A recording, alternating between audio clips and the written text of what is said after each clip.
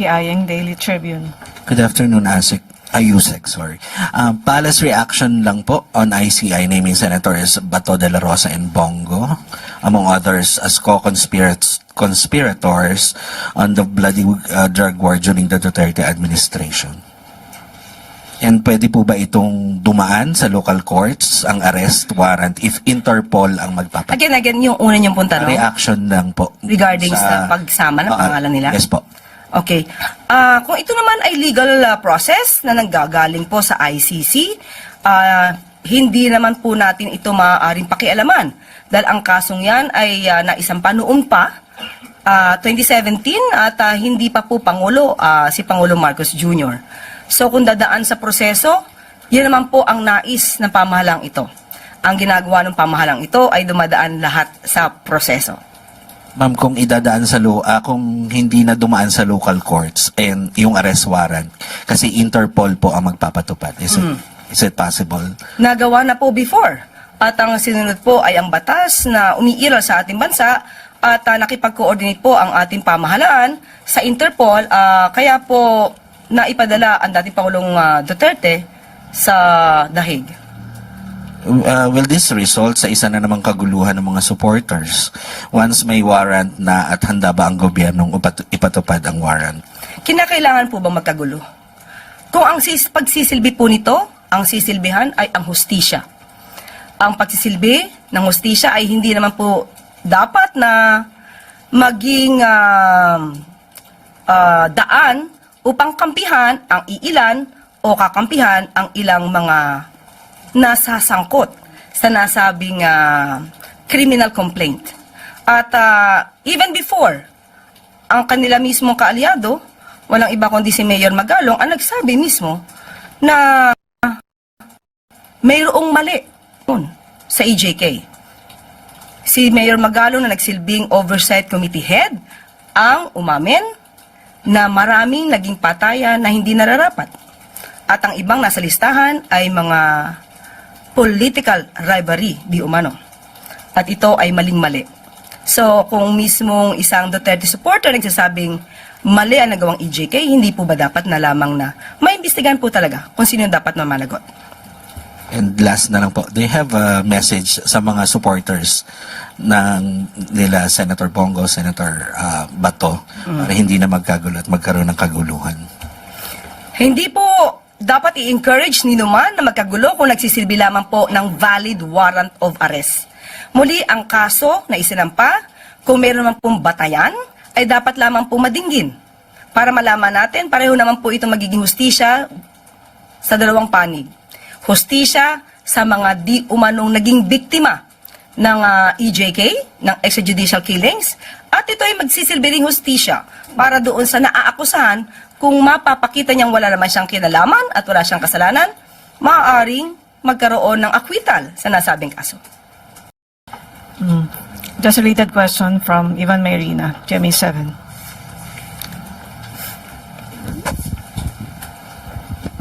Yusek, good afternoon. Naninindigan po ba ang palasyo na walang jurisdiction ng ICC sa Pilipinas? Naninindigan ba ang Palasyo? na Ang walang gobyerno? jurisdiction sa ang ICC sa Pilipinas sa ngayon? Pero iba po ang pinag-uusapan kung ang mga na-commit na di umanong crime, mayroon pang jurisdiction ng ICC. So, makikipagtulungan tayo sa Interpol but not with the ICC in the same way that we cooperated with the Interpol during the arrest of the former president. Ganun po mangyayari. Yun po ang nangyari before at yan din po ang mangyayari ngayon. Ma'am, what does the palace say to those current and former officials who may feel the need to go into hiding after being named as co-perpetrators of the crimes against humanity? Si Senador Bato po, matagal nang hindi lumulutang. Yung iba ho kaya, baka maisip nila na ganun din ang gawin nila. What do you have to say to them? Unang-una, kung kayo magtatago, ano bang ibig sabihin yan? Kayo ba'y may kasalanan? Tinatago nyo para hindi po kayo madinig at ma-escape kayo or ma-evade the liability of what you had done? So, hindi po kinakailangan magtago kung alam po nila na sila'y walang kasalanan, humarap sila at maging matapang sa mga maaaring proseso. Ma'am, panghuli, ano ho ang magiging tingin ng gobyerno, ng Estado, sa 8 pinangalanan? Sila po ba ay mas babantayan? Sila po ba itututukan ng kanilang whereabouts? Such that if an arrest warrant is issued against them, ay i-implement natin. Kapag ka may warrant of arrest, kailangan i-implement. So kung babantayan sila, sa ngayon wala pa pong dahilan para sila ibantayan dahil wala pa pong nare-receive ang gobyerno ng warrants of arrest. Maraming salamat. Next question, Malaki Tina Maralit na Manila Times. Good afternoon, Yusek. In relation po sa unang napag-usapan, ano po ang reaksyon ng palasyo sa sinabi ng PDP Laban over the weekend that the Marcos admin is quote-unquote enabling such derogation of our sovereignty and attempting to divert attention from the massive corruption scandal kaya naisama sila Senator De La Rosa and Senator Go as co-perpetrators in Duterte's ICC case? Unang-una po, bakit naman sasabihin na nagda-divert na naman ang attention? Hindi ito diversion dahil matagal na po ang kasong ito na nakasampa sa ICC. Hindi pa nga po si Pangulo Marcos Jr. ay naisampa na ito. So hindi po dapat ipahid sa ating Pangulo at sa gobyernong ito kung nagkaroon man po ng findings patungkol dyan ang ICC dahil wala naman pong impluensya ang ating gobyerno sa International Criminal Court. At kung sasabihin nila na diversion, unang-una, uulitin ko po ulit, mismong si Mayor Magalong ang nagsabing mayroon siyang report patungkol dito at siya mismo ang nagalit sa mga generals habang sila ay may command conference. So even before, mayroon ng findings na mali ang ginawa sa EJK. So mas maganda po, bilang kayo'y taga-media, hanapin niyo po kay Mayor Magalong yung nasabi niyang report. Ma'am, on another topic po, ano po ang reaksyon ng palasyo sa sinabi ng Chinese Embassy kamakailan, na nagbibigay ng warning that the escalating political rhetoric against Chinese Ambassador Cheng Guan and calls to replace him could jeopardize millions of Filipino jobs? Una-una binanggit na po ng Pangulo nung tinanong tayo mismo, kayo po nagtanong sa atin, kung ang issue tungkol sa pag-declare ng persona non grata. Ang sabi po ng Pangulo dyan, hindi na kailangan tapusin ang question mula sa media dahil ang sagot niya po ay no. Hindi po kinakailangan palitan. Ang pag-escalate ng tension sa pagitan po ng China at Pilipinas, hindi po ito dapat na nagmumula sa isang bansa. Ang ang pagsaalang-alang sa friendly discussion at sa healthy dialogue ay dapat nagbumula sa dalawang bansa. Hindi lamang mula sa Pilipinas, hindi lamang mula sa China. Dapat ito po ay dalawang bansa ang nagpupursige para magkaroon po ng mutual respect sa bawat isa. Sunod na tanong mula kay Chloe Ofana, Business World. Good afternoon, Yusek. Is the President open to removing VAT exemptions for seniors and private schools as urged by the OECD to strengthen revenues? Has he discussed the recommendation with his economic team? Ngayon, Ms. Chloe, wala pa pong napag-usapan sa ngayon ang katugunan ng Secretary of Finance. Sa ngayon wala pa po napag-uusapan. Kung meron pong detalye patungkol dito ay ipapaabot agad po namin sa inyo. Thank you po. Sunod na tanong mula kay Ann Soberano, Bombo Radyo. Yusek, good afternoon.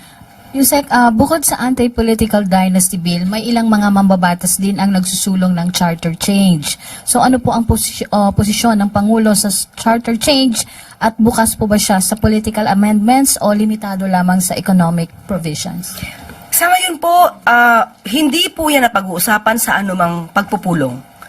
Hindi po nabibigyan ng pansin kung ano man po ang suwestyon patungkol sa charter change sa ngayon. So kung mailalatag po nila malamang kung ano po ang nilalaman dito, saka pa lamang po ito bibigyan ng pagkonsidera ng Pangulo. Pero sa ngayon, wala po talaga na pag-uusapan tungkol dyan. Ma'am, sakali pong magkaroon ng plebisito, susuportahan po ba ito ng administrasyon? Depende po sa nilalaman ng charter change. Sa ngayon po, muli, wala po na pag-uusapan tungkol dyan. Salamat, ma'am. Sunod na tanong mula kay Maricel Halili, TV5. Good afternoon, Yusek. Quick lang po. What does the palace think about the proposal of the Department of Education to implement trimester on the next school year? Ito'y proposal pa lamang po at inilalahad nila ang maaaring advantage ng pagkakaroon ng trimester ng DepEd, na isinusulong ng DepEd. Nandun pa lang po sa stage ng pagpo-propose.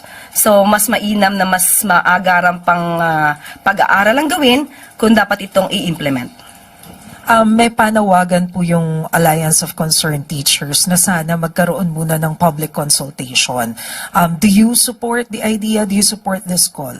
Mas maganda naman po talaga na pinag-uusapan lahat ito ng mga stakeholders, ng mga interested parties, lahat po, para po ma-reach out yung ma-reach yung pinakamagandang programa para sa ating mga kabataan. Thank you, Yusek. Sunod na tanong mula kay Rafi Aying, Daily Tribune. Ma'am, dun sa 400 sa housing po, 423 daw po in delivered and there's an apparent backlog ng housing projects under 4PH. The revised target kasi is 1.13 million to 3 million housing units by 2028. Attainable pa po ba ito before the term of PBBM ends? Thank you for the phone-in question. Okay, salamat at pinagpupursigihan po ito, nagkaroon ng backlog, totoo, inaamin naman po. Pero pinagpupursigihan po ng pamahalaan ito na mabigay po ang maaaring pinakamaraming units or housing units para sa ating mga kababayan.